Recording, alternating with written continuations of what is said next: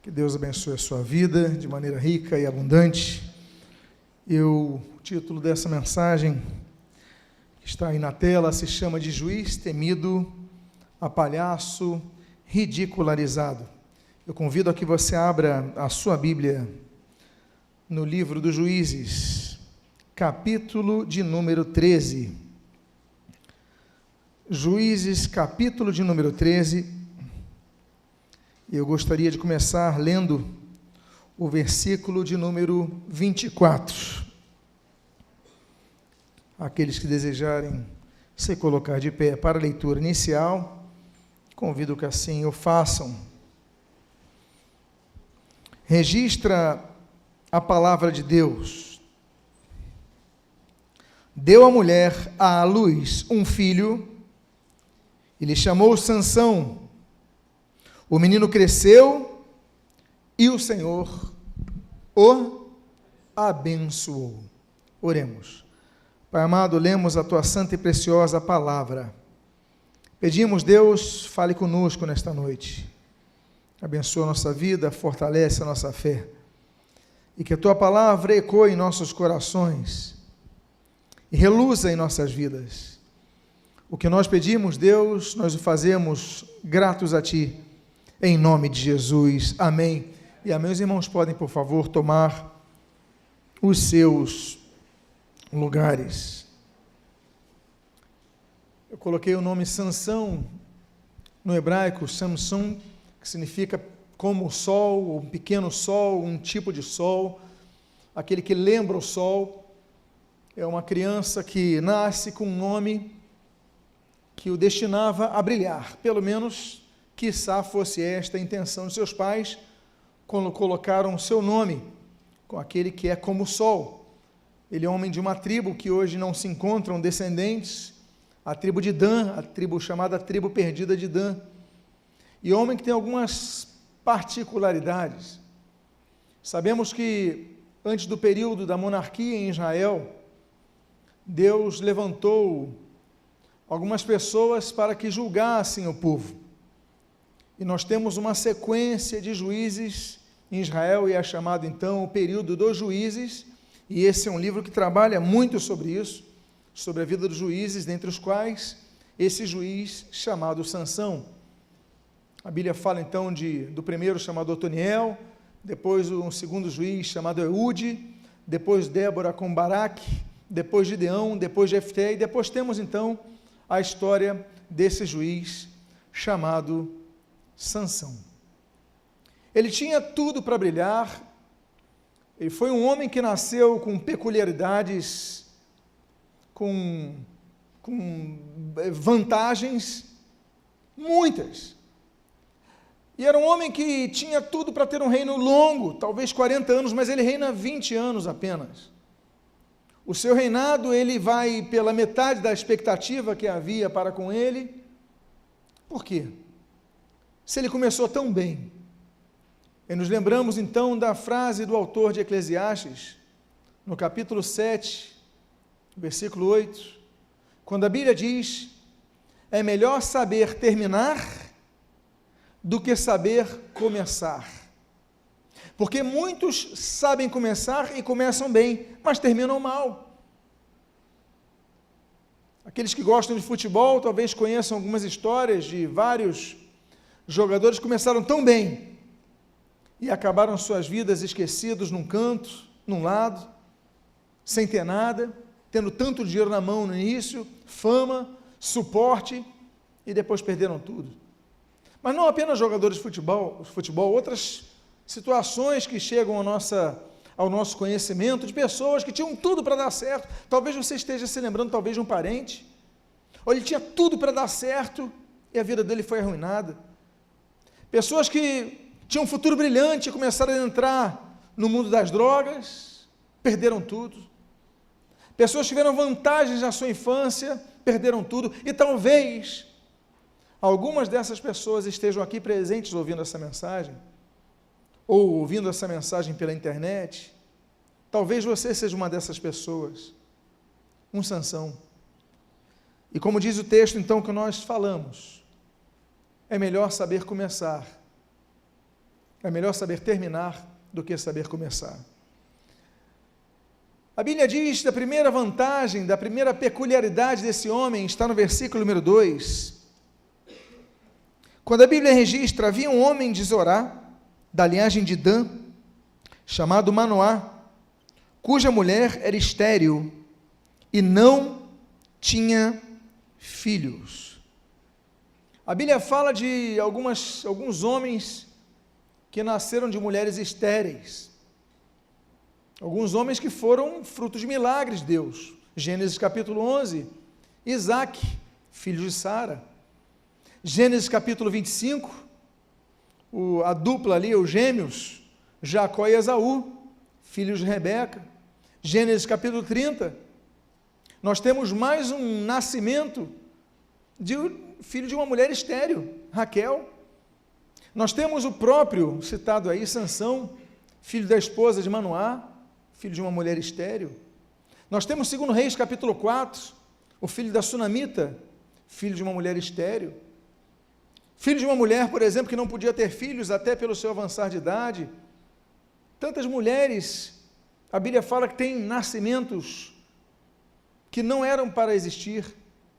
E Sansão é um deles. Sansão já começa a sua história como um milagre. Alguém que não devia existir. Aí nos lembramos, por exemplo, lá em Siló, o pacto que Ana faz, 1 Samuel capítulo 1. Ana não podia ter filhos, e depois ela tem o seu Samuel, mulheres estéreis.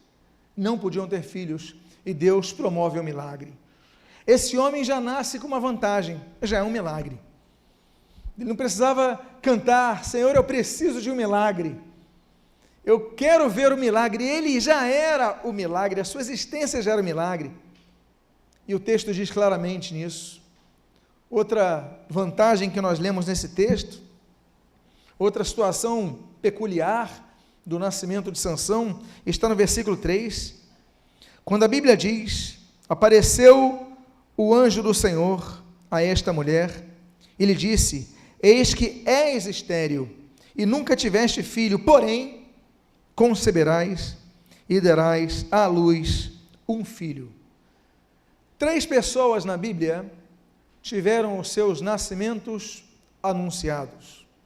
O primeiro deles é este, de Juízes capítulo 3, versículo 13, versículo 3, Sansão.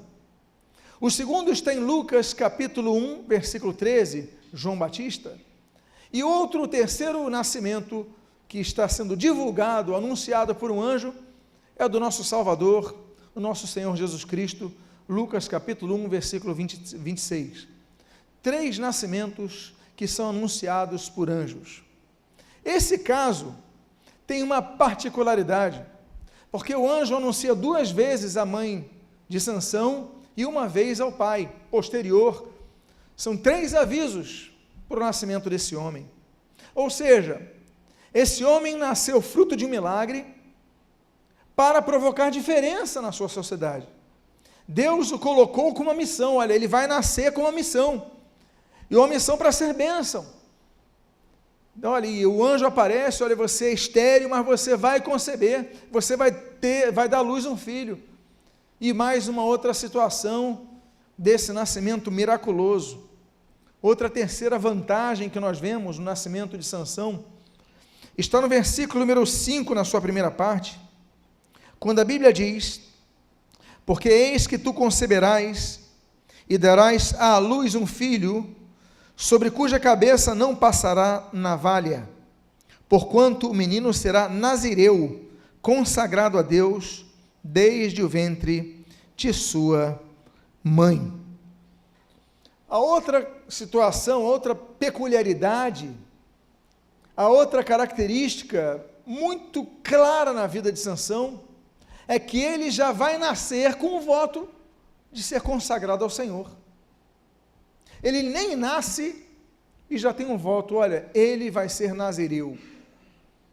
A Bíblia fala sobre o voto do nazireado, e alguns muitas vezes confundem Jesus o Nazareno com Jesus Nazireu, são 2 coisas diferentes. Nazir significa podado, não podado, aquele que não vai ser podado, por exemplo, como o caso das videiras, não eram podadas, ou o caso do cabelo dos nazireus.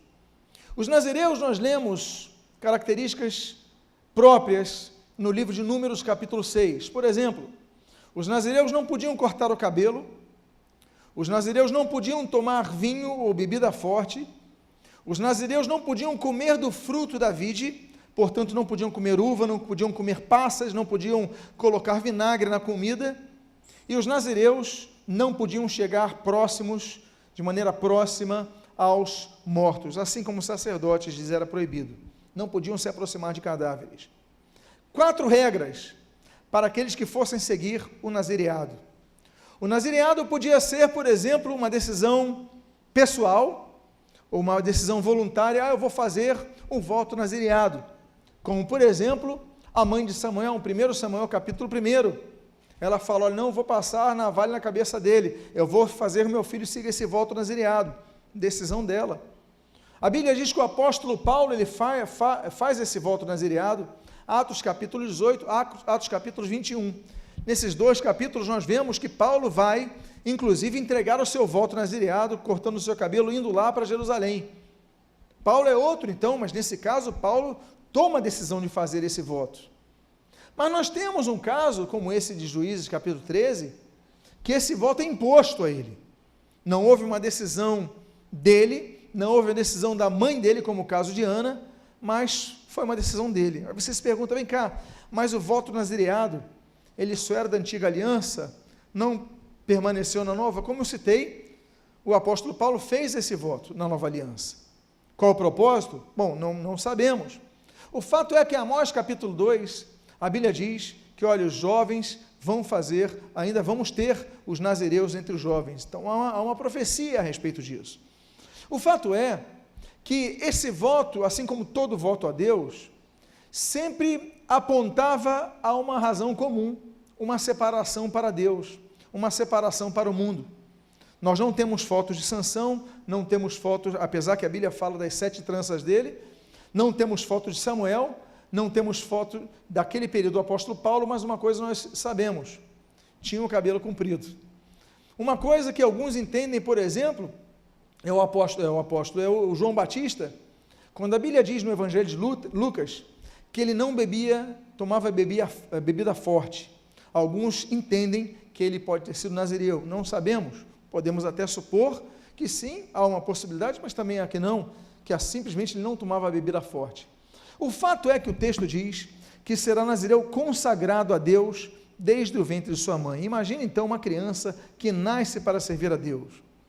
Desde criança, olha, você só vai servir a Deus, você só vai andar nos caminhos do Senhor, e é instruído na palavra de Deus, nos princípios sagrados, numa vida de santidade, numa vida de separação desse mundo. Essa é uma vantagem que Sansão tem. Sansão tem esse privilégio, desde cedo, os seus pais ensinarem a ele a fazer as coisas de Deus. Outro começo muito bom na vida de Sansão, que nós lemos na continuação do versículo número 5, quando a Bíblia diz, e ele começará a livrar a Israel do poder dos filisteus. Isso nos lembra a figura do Senhor Jesus, quando o anjo anuncia que ele nasceria, e diz o Evangelho de Mateus, capítulo número 1, olha, e ele salvará o mundo de seus pecados. A mesma coisa, o mesmo contexto, olha, ele vai livrar Israel do poder dos filisteus. Jesus, ele vai livrar o povo de Deus dos seus pecados.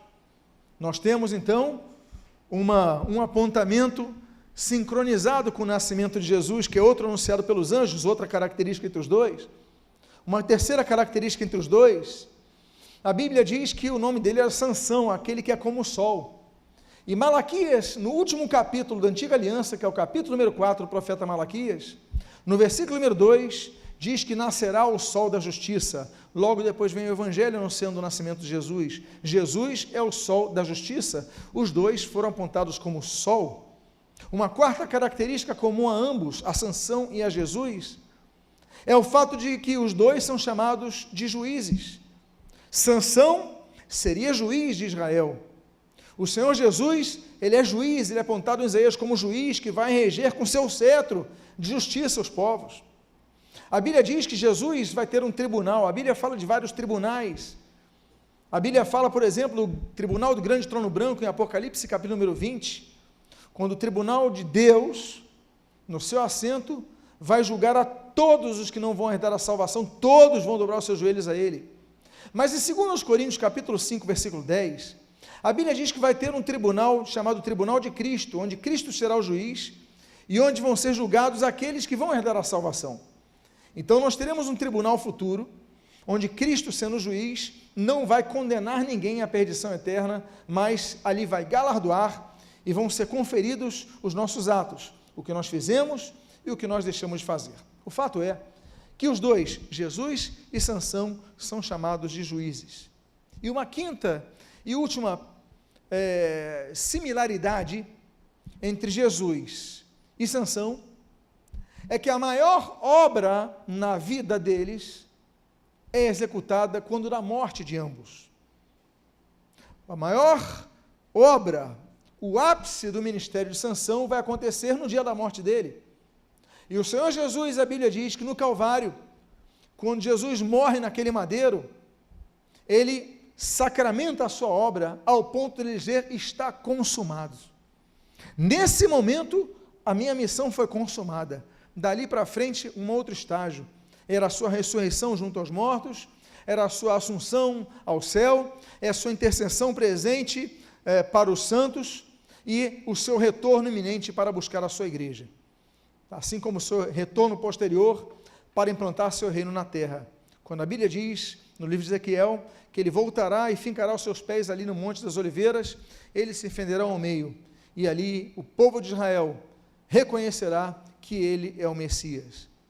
O Senhor Jesus, então, tem similaridades, o ministério do Senhor Jesus, com o ministério de Sansão. Outra vantagem desse homem, ele nasce com propósito, o propósito é explícito, o propósito é a libertação do povo, ele nasce com esse propósito, ele vai nascer para libertar o povo de Israel. Que vantagens esse homem tem?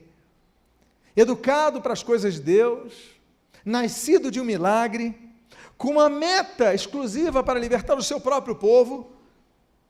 E além disso, outra vantagem que Sansão tinha, é o que nós lemos no versículo 8 e na segunda parte do versículo 9, quando a Bíblia diz: então Manoá, o pai dele, orou ao Senhor, e Deus ouviu a voz de Manoá, e o anjo de Deus veio outra vez à mulher.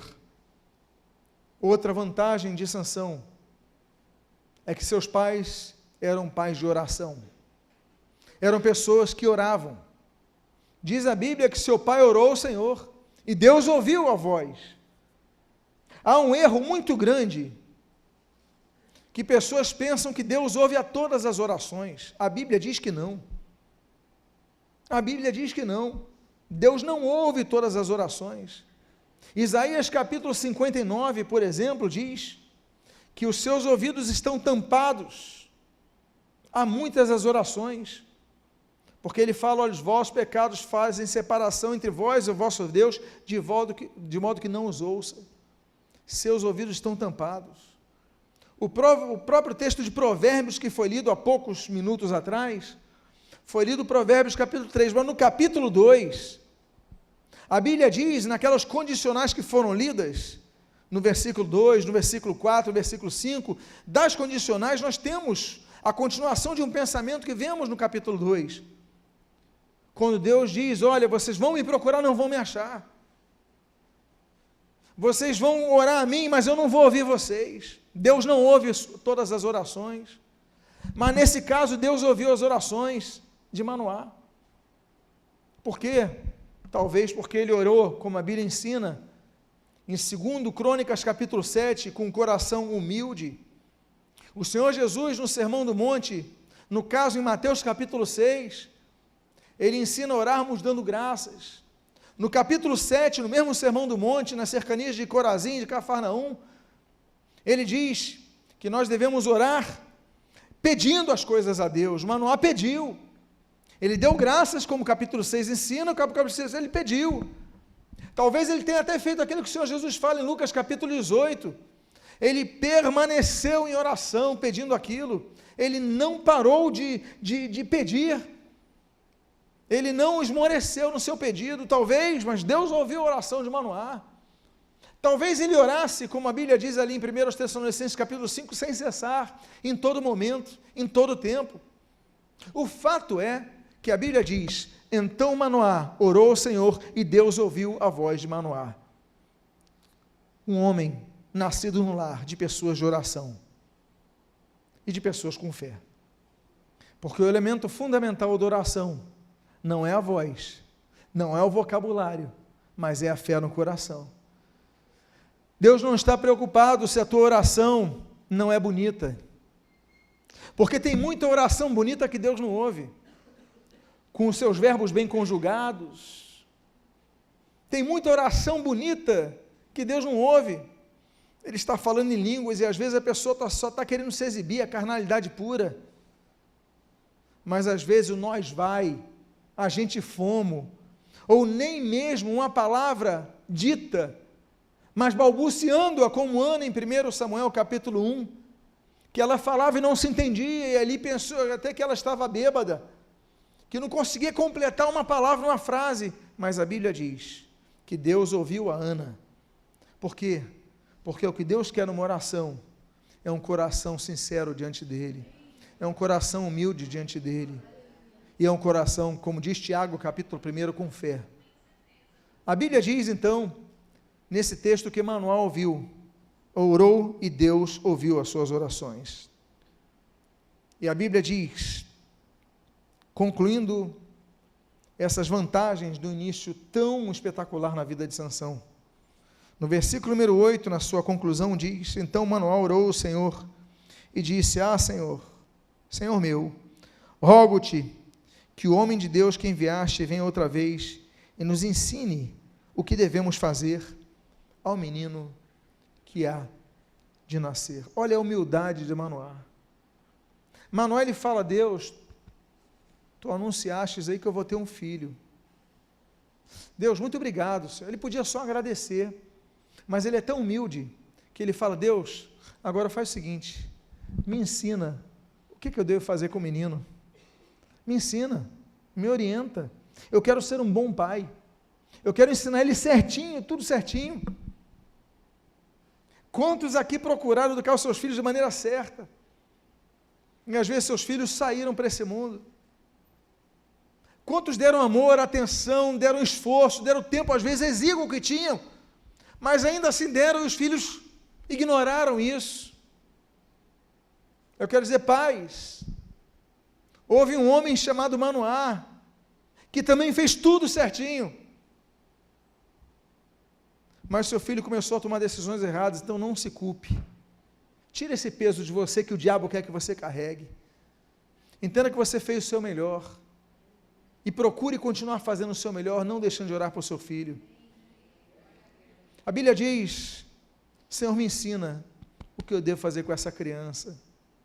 Meus amados irmãos, como seria bom que todo pai, toda mãe fizesse essa oração com suas crianças. Porque as crianças pequenas, você tem a oportunidade de pedir ao Senhor sabedoria do alto. Não é isso que Tiago fala? Que você peça e Deus vai te dar. Então que você possa orar por seus filhos por sabedoria. Mas como dissemos na introdução, um homem que tinha tudo para dar certo, ele começa a sair do caminho. E tudo começa no capítulo 14. O capítulo 14, ele é um marco na vida de Sansão. Muda-se o capítulo, que não existia na época, mas enfim, dos registros que nós temos hoje, muda-se a vida de um homem. E a Bíblia diz: desceu Sansão a Tímna. Primeiro ato público de Sansão.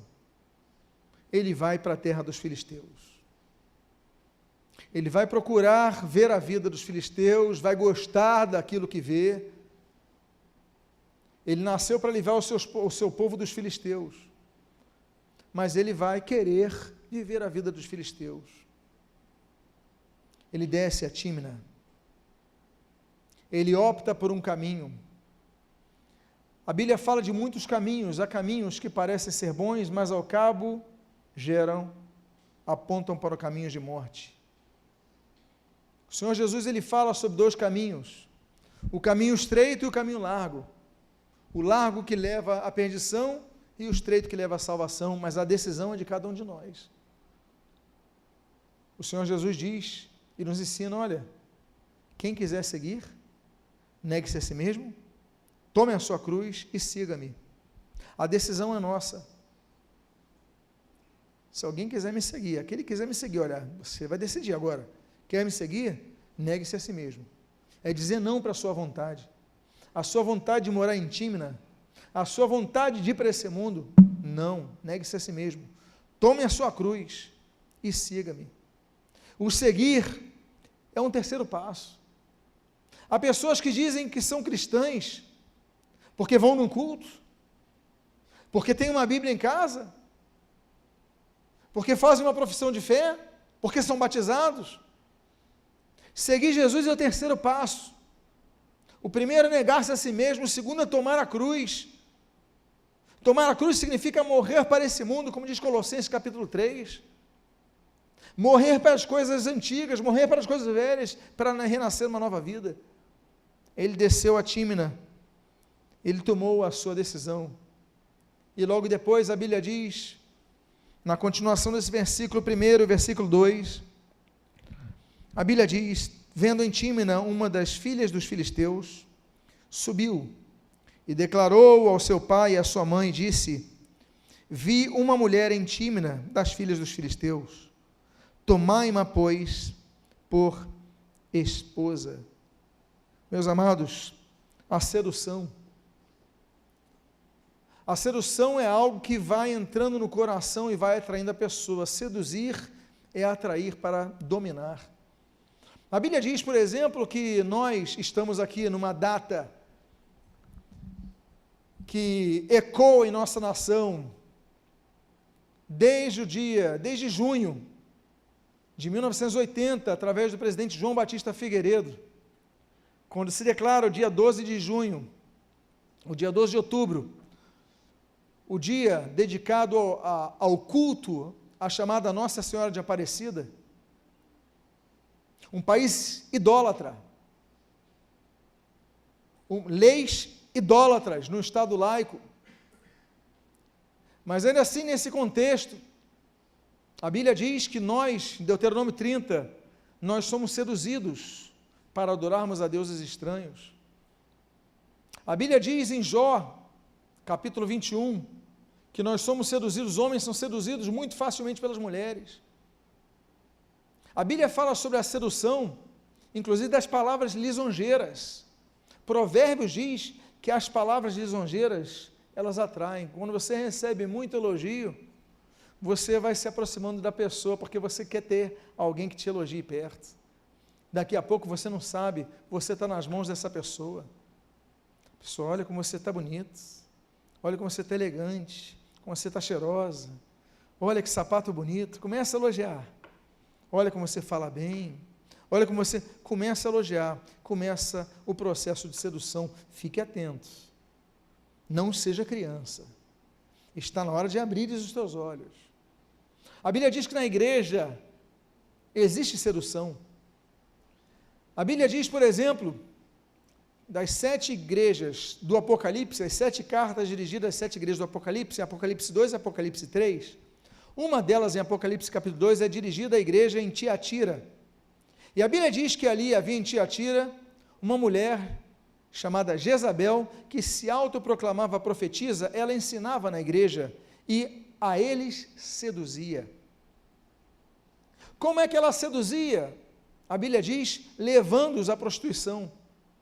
Ela ensinava na igreja. Existem igrejas que não abrem os seus olhos, porque valorizam os talentos, mas não o caráter. Nós gostamos de aplaudir o que é bem feito, mas não analisamos a vida da pessoa. Então, se canta bem, pode ter uma vida errada, nós aplaudimos, nós compramos fazemos download, compramos os CDs, colocamos pôsteres, seguimos, porque se diz cristão, canta bem, mas e a vida dessa pessoa? não está no terceiro casamento, não mente, dá golpe na praça, mas nós continuamos aplaudindo, continuamos consumindo. Por quê? Porque Jezabel seduz dentro da igreja, e Jesus escreve contra a igreja de Tiatira: olha, abre teus olhos para Jezabéis. Sedução. Não é assim que o apóstolo Tiago diz no capítulo 1, que o pecado, ele vem pela sedução, ele nos seduz, gera cobiça, não é isso? A cobiça, ela é seduzir, você começa a desejar, aí dali surge o pecado que gera a morte. Esse homem começa então a sua queda, quando ele decide ir para os filisteus, ao invés de combatê-los, ele vai para conviver com eles. Em segundo ponto, ele se apaixona, a tal ponto que ele fala: paz, eu quero casar com ela, essa mulher eu quero para a minha vida. E seus pais o que fazem? Vocês lembram que seus pais são pais de oração, homens tementes a Deus?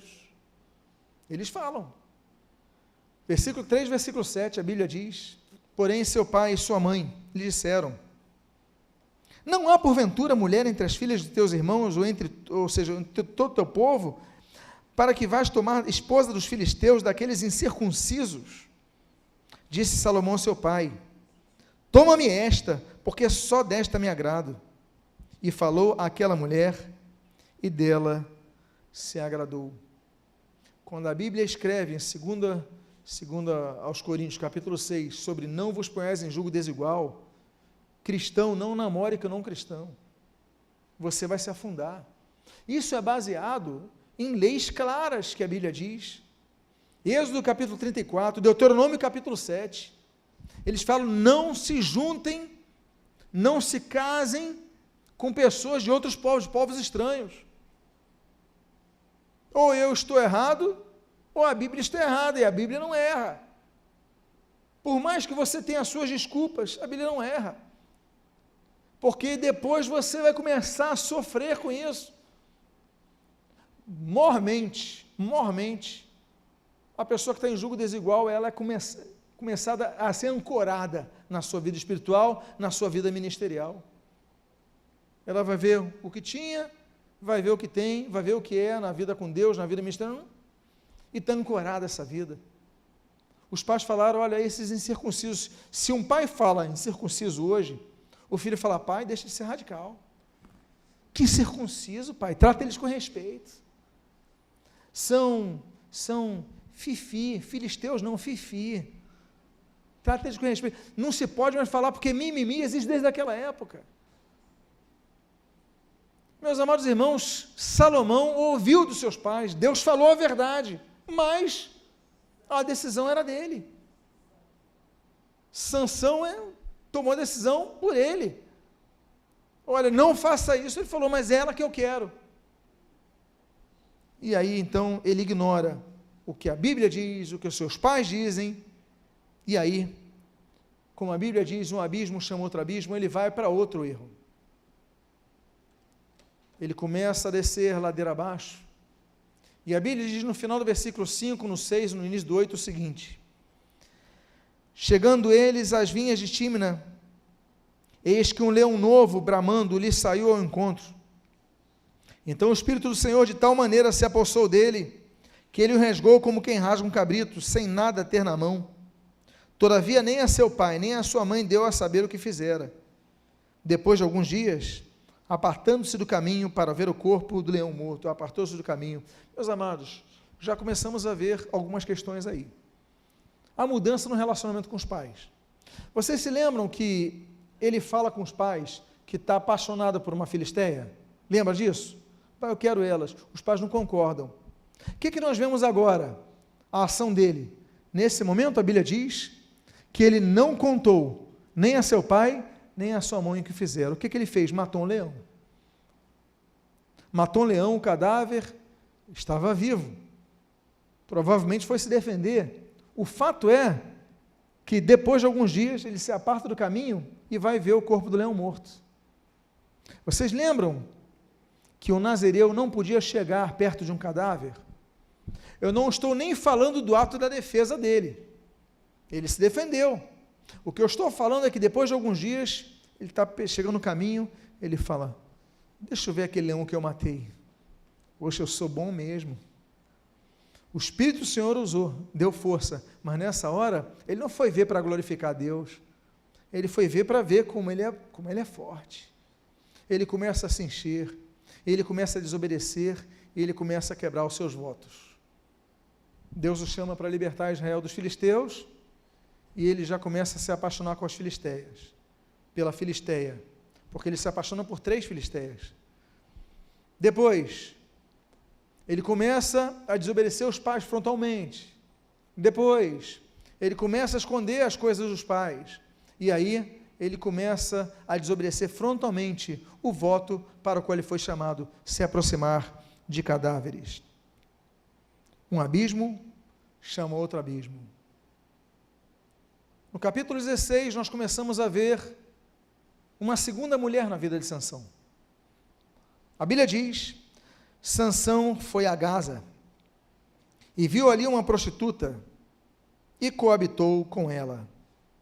Notem, meus amados, Davi era um homem forte. A Bíblia diz que Davi matou um leão. A Bíblia diz que Davi matou 30 homens.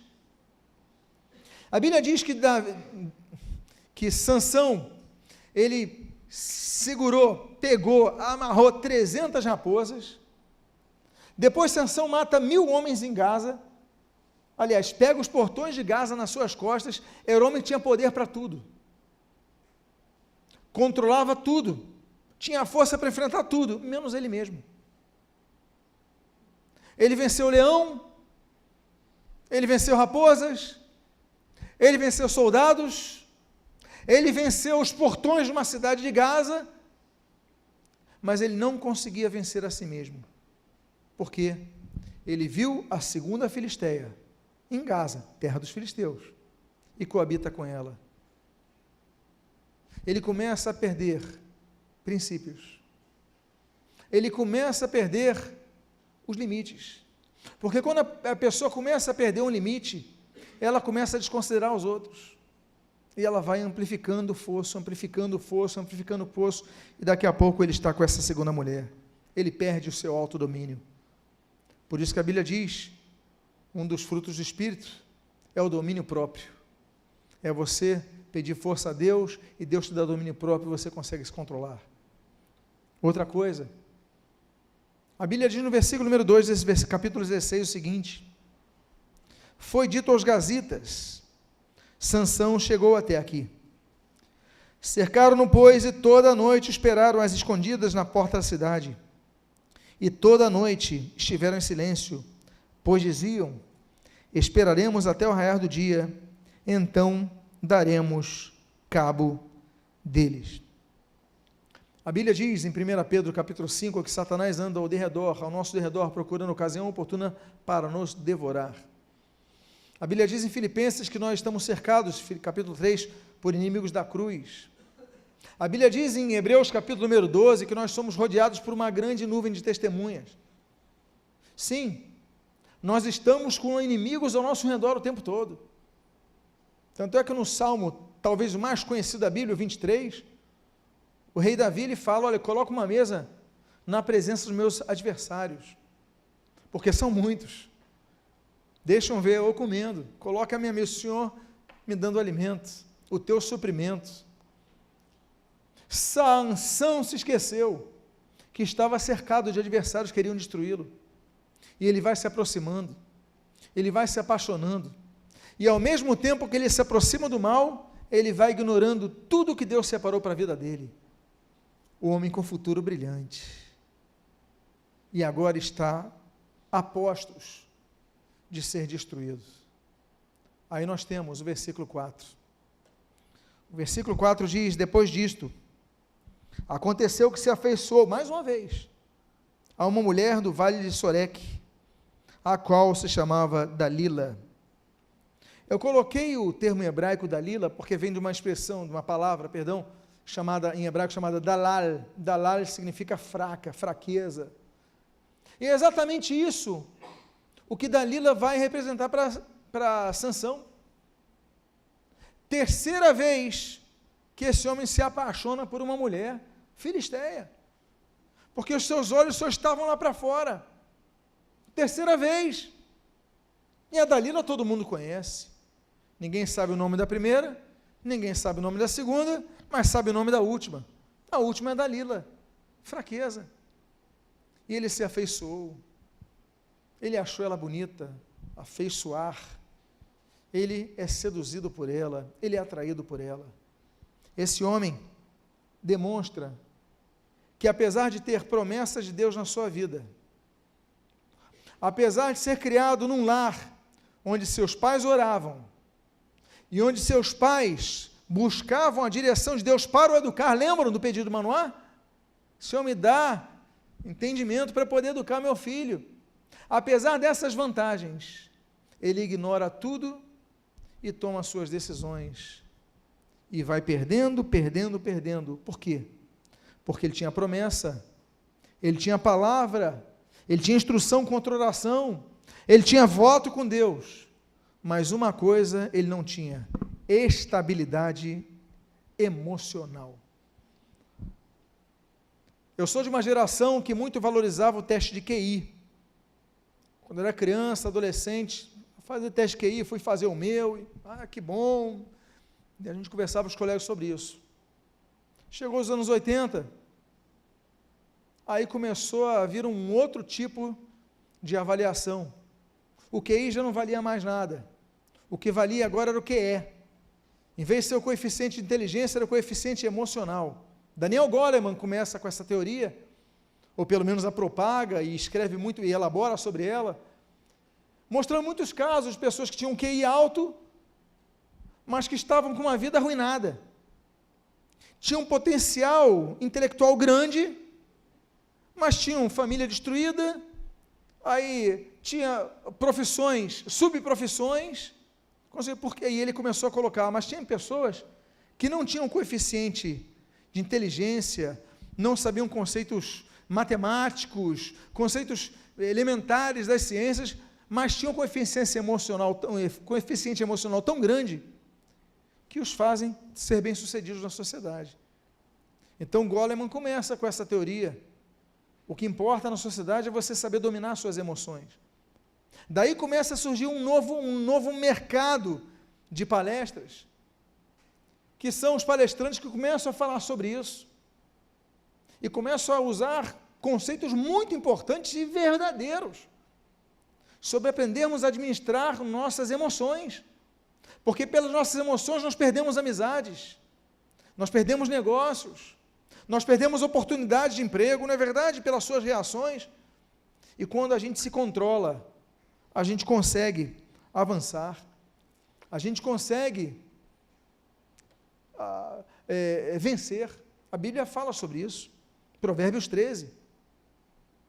Provérbios 13 diz: aquele que guarda a sua boca, ele preserva a sua alma, mas aquele que muito abre os seus lábios, ele se arruína. Quando nós dominamos a nós mesmos, nós temos mais chances de vencer. Não adianta as vantagens que você tem. Foi criado na igreja, foi criado com pais que deram princípios bíblicos. Se você não se controlar, você vai ficar uma pessoa instável. E o instável é facilmente controlado por outros. Olha, volto a dizer, terceira vez que ele olha uma mulher, terceira vez que ele se apaixona. E eu pergunto, Sansão era um homem forte? Que tipo de força era a força de Sansão? Essa é a grande questão. Porque Deus lhe deu força física, mas a força emocional ele não tinha, era um homem fraco. E na fraqueza nós devemos buscar ao Senhor. Mais um motivo. E aí, ele quebra de novo mais um dos pontos do seu pacto com Deus. A Bíblia diz no versículo 16, no versículo 17 desse capítulo 16 o seguinte: importunando ela, Dalila, todos os dias com as suas palavras, e molestando, apoderou-se da alma dele uma impaciência de matar. Descobriu-lhe todo o coração e lhe disse: nunca subiu navalha a minha cabeça, Dalila, porque eu sou nazireu de Deus, desde o ventre de minha mãe. E se vier a ser rapado, se cortar o meu cabelo, ir-se-á de mim a minha força e me enfraquecerei e serei como qualquer outro homem. Foi a terceira vez que Dalila insistiu com Sansão. Ela falou: vem cá, qual é o teu segredo, a tua força? Ninguém consegue. Aí ele conta ali uma historinha, ela acredita, vão em cima dele e o cara se solta. Na segunda vez, mesma coisa. Mas na terceira, a Bíblia diz que ele cedeu, porque ela insistiu. Meus amados irmãos, o diabo faz exatamente isso. Ele não desiste no primeiro não que recebe. Você sabia disso? Ele não desiste. Ele continua investindo contra a sua vida, continua investindo contra a sua vida, continua investindo contra a sua vida, até que você fala: então tá bom, é esse o meu segredo. Ele conta o segredo para Dalila. Ela era filisteia, ela não sabia o voto do Nazireu. Ele explica: se cortar o meu cabelo, então eu vou perder minha força. E aí o versículo 19 diz: então Dalila fez dormir Sansão nos joelhos dela, e tendo chamado um homem, mandou rapar-lhe as 7 tranças da cabeça, e passou ela a subjugá-lo, e retirou-se dele a sua força. A partir desse momento, quando ele rompe o voto com Deus de maneira definitiva, já rompera antes, mas agora o único sinal que restava a ele era o do seu cabelo comprido. O homem de Deus não podia cortar o seu cabelo quando tinha esse voto. Ele contou o segredo, ela cortou o cabelo e, diz a Bíblia, retirou-se-lhe dele a sua força. Amados irmãos, tem coisas que nós só devemos contar para Deus. Quando eu era criança, eu perguntei: olha, mas por que nós devemos orar em silêncio? Aí minha avó falou assim: olha, ora em pensamento para que o diabo não ouça, porque quando nós falamos, ele entende o nosso propósito. Então tem muita oração que faz silêncio. Foi o princípio que minha avó deu, e é um princípio verdadeiro, porque só Deus pode sondar o nosso coração. O diabo não tem acesso ao coração, mas ele tem acesso à verbalização. O fato é que Sansão falou demais, e como no muito abrir os lábios vem a ruína, aí veio a ruína de Sansão, e ele perdeu a força. Olha, não foi a primeira vez que ele falhou, não foi a segunda, mas Deus foi sendo longânimo para com ele, até o ponto que cessou-se. Assim como na época do dilúvio, Deus deu um tempo. Noé vai e prega a esse povo, e Noé pregou por anos, mas depois que a porta da arca fechou, não houve mais salvação. Nós temos um tempo que Deus nos dá. O tempo que Deus nos dá é o tempo da vida. Enquanto temos vida, temos oportunidade de salvação. Não é isso que nós vemos, por exemplo, com aquele ladrão na cruz? O ladrão, para ser crucificado, não era por um crime comum. Não era. Quem era crucificado? Crucificados eram, por exemplo, pessoas que cometiam estupro, pessoas que se rebelavam contra o governo romano. Não era qualquer crime. Havia outras penalidades capitais, os persas já usavam antes, os romanos adotaram essa estratégia, mas para crimes considerados muito graves. Mas na cruz do Senhor Jesus, um dos ladrões, ele fala com o Senhor Jesus: lembra-te de mim, quando entrares no teu reino. Aí o Senhor Jesus olha para ele, meu Deus, que frase, olhou para aquele homem e disse: hoje mesmo estarás comigo no paraíso, porque a chance é até o último dia da vida, agora depois da morte não há mais. A doutrina espírita, e muitas vezes a gente se surpreende quando vê, como vemos aqui numa rua próxima, espiritismo cristão, isso é incoerente, porque o espiritismo diz que a pessoa vai se aperfeiçoando, aquele espírito vai então reencarnar, vai se aperfeiçoando. Primeiro que se fosse algo que acontecesse de fato, o mundo estaria melhor e não pior. Mas o fato é que a Bíblia diz em Hebreus capítulo 9, claramente, aos homens está ordenado morrerem uma só vez, depois disso vem o juízo. Fim da peregrinação por essa terra, não há mais oportunidade de salvação, não há. Vem o juízo. Há momento que Deus fecha a porta da arca. Há momento que as pessoas perdem o que a Bíblia chama de oportunidade da salvação. E a Bíblia então diz que nesse momento, ele perde a sua força. Acabou. A longanimidade cessou nesse momento. E aí, ele perde uma outra coisa, além da sua força. O versículo 20, continuando do 19, diz: E disse ela: Os filisteus vêm sobre ti, Sansão. E tendo ele despertado do seu sono, disse consigo mesmo: Sairei ainda esta vez, como dantes, e me livrarei. Porque ele não sabia que já o Senhor se tinha, olha que frase dura. A frase que eu vou dar, talvez seja a pior frase que exista. Ele não sabia que o Senhor já tinha se retirado dele. O que nós precisamos é a presença de Deus na nossa vida. Podemos não ter a mansão que nós queremos, podemos não ter tudo que nós almejamos, mas se nós temos Deus, nós temos tudo o que nós precisamos. É Deus.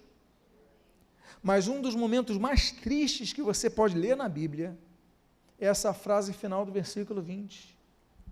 Porque já o Senhor se tinha retirado dele. Ele não tinha mais a presença do Espírito de Deus na sua vida. O nome disso é tragédia. Nada pode ser pior do que isso. E o triste é que a Bíblia diz que ele não sabia que o Senhor já... Não sabia, ele pensava que estava tudo bem.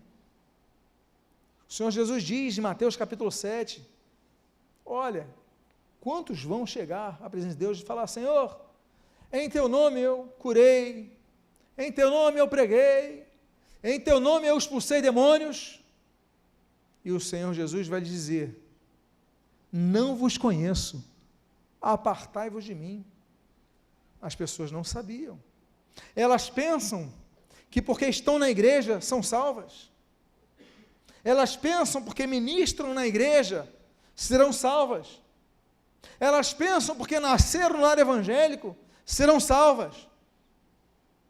O Senhor Jesus disse: não vos conheço, apartai-vos de mim. Não vos conheço. Esse homem não sabia, mas Deus já não habitava no coração dele. Trágico, terrível. O homem que tinha tudo para dar certo e deu errado. O homem que tinha vantagens que ninguém aqui tinha e deu errado. E a Bíblia diz: então os filisteus pegaram nele e lhe vazaram os olhos. Agora ele é cego. O homem que podia vencer a todos, agora não consegue dar um passo sem precisar de ajuda de alguém, porque um passo que ele dê, ele pode cair num buraco. Um passo que ele der, ele pode cair de um precipício. Ele não pode dar um passo sem depender de uma pessoa, de um cachorrinho que o guie, de alguma bengala que o ajude. Ele se torna de homem com grandes vantagens, em um homem que depende de tudo, até para andar dos outros. A primeira coisa que ele perde não é o cabelo, é a força. A segunda coisa que nós vemos que ele perdeu foi a unção. E a terceira coisa, a visão. Ele não enxerga mais. Aquelas pessoas que vão semeando decisões erradas na sua vida, elas já estão começando a ficar cegas. O vazamento nos olhos foi apenas o ápice de um processo que já começara antes. Ele começou a ficar cego para as coisas de Deus muitos anos antes. Tinha força, então não se preocupava. Está tudo bem com a gente? Estamos com força? Estamos com saúde? Temos dinheiro na conta bancária? Temos um emprego? A gente não se preocupa com Deus. Para que buscar Deus, se minha vida está estável? Mal sabem que, como Laodiceia, a igreja de Laodiceia, Apocalipse 2, Apocalipse 3, a Bíblia sabe, olha, você pensa que tem tudo, mas o que você não sabe é que você é miserável, pobre, cego, nu, você não tem nada. Você pensa que tem tudo, mas não tem nada. E esse homem, então, ele perde a visão. Mas a Bíblia diz no versículo 21, na sua continuação, e o fizeram descer até Gaza, amarraram-no com duas cadeias de bronze, e virava um moinho no cárcere. Meus irmãos, quem já viu, quem veio do interior, já tem uma certa idade, que já viu como se moe, por exemplo, o vinho, ou como se moe a azeitona para tornar azeite. Vocês sabem como se moe? Tem uma pedra muito grande, e essa pedra é colocada, tem um puxador, é colocada ou no boi ou no jumento, e esse jumento vai andando, a pedra vai rodando e ela vai esmagando. Não é esse o processo? Ele virava um moinho no cárcere. Esse homem passou de um grande juiz de Israel a fazer trabalho de jumento, porque era o jumento que virava. Esse homem tinha tudo para governar o povo de Deus, nasceu com essa missão. Ele agora está fazendo o papel ridículo de uma mula. Quantos que você talvez se lembre que podiam estar fazendo a obra de Deus, que foram levantados por Deus, oportunizados por Deus, e hoje estão fazendo o papel de mula, e o diabo está lá, vamos lá mula, batendo neles, e você fica vendo, e você fala, meu Deus, como isso pôde acontecer? Essa pessoa está cega, essa pessoa está fazer o papel de ridículo, e o diabo está batendo com vara nele, ele só obedecendo, fazendo o que não nasceu para fazer. E aí, a Bíblia diz, no versículo 24, no 25, o que intitula essa mensagem.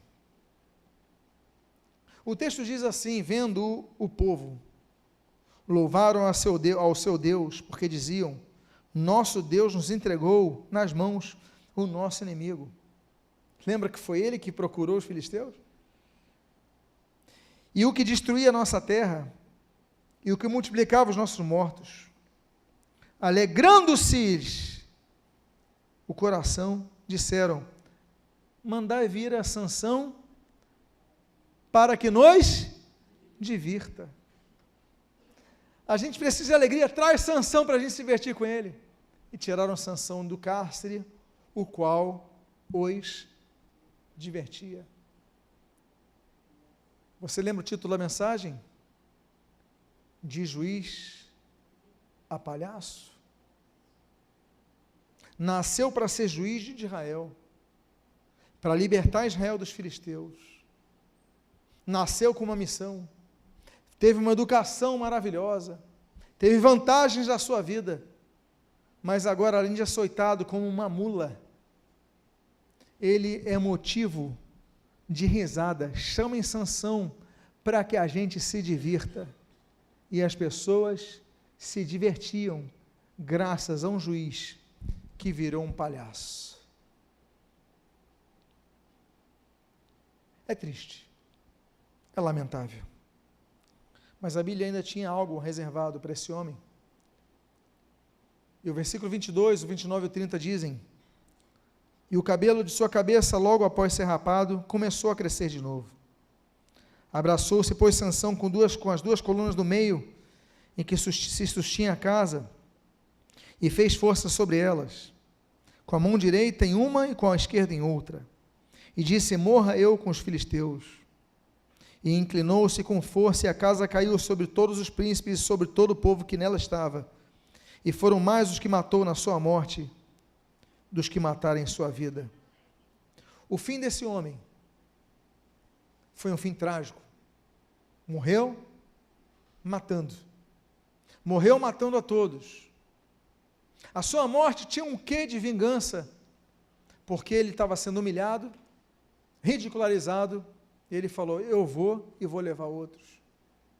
O homem que tinha tudo para ser um grande líder, um grande homem, jogou tudo por água abaixo. Eu encerro com um texto que não se encontra no livro de Juízes, mas na carta escrita pelo discípulo que aqui está ancião, João. Na sua primeira carta, capítulo 2, versículo 15 a 17, a Bíblia diz: não ameis o mundo, nem as coisas que há no mundo. Se alguém amar o mundo, o amor do Pai não está nele. Porque tudo o que há no mundo, a concupiscência da carne, a concupiscência dos olhos, a soberba da vida, não procede do Pai, mas procede do mundo. Ora, o mundo passa, bem como a sua concupiscência. Aquele, porém, que faz a vontade de Deus, permanece eternamente. É momento de você tomar uma decisão. A você que está ouvindo essa mensagem, nesse local, ou pela internet, a você que recebeu um link para você assistir essa mensagem, ouvir esse áudio, ver esse vídeo, entenda que essa pessoa o fez porque se lembrou de você, porque se preocupa em você. Mas eu quero dizer para você uma coisa: Deus está te dando uma oportunidade, como deu aquele ladrão naquela cruz. Hoje mesmo estarás comigo no paraíso. Como deu aquela mulher que estava sendo apedrejada, vai e não peques mais. O nosso Senhor Jesus estende os seus braços de amor para transformar a sua vida e para fazer com que você